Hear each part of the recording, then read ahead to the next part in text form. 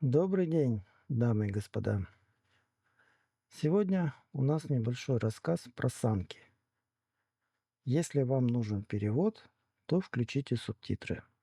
Поехали. Однажды зимним утром я выглянул в окно и увидел, что весь наш двор уснул под белым снежным одеялом. Вот бы покататься с горки, подумал я. Но своих санок у меня не было. Я грустно вздохнул и пошел пить чай. Это заметил мой дедушка. Он ничего не сказал, только хитро подмигнул мне и ушел в свою мастерскую. Оттуда скоро послышались интересные звуки, шуршание рубанка и стук молотка.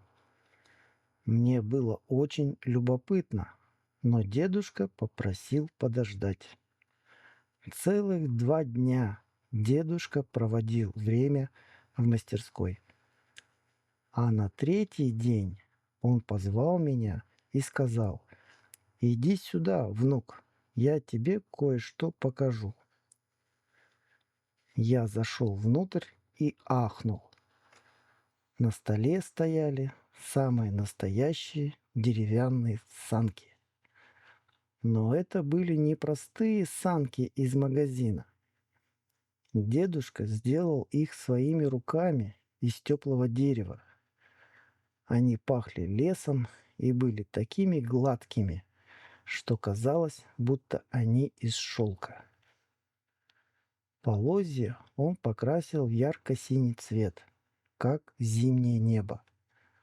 А на спинке дедушка вырезал моего любимого героя из мультфильма, маленького дракончика. «Это для меня?» — спросил я шепотом.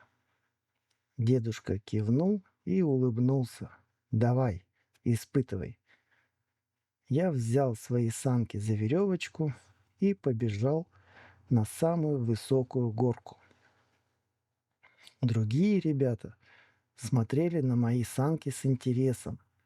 Они были такие красивые и не похожие на другие.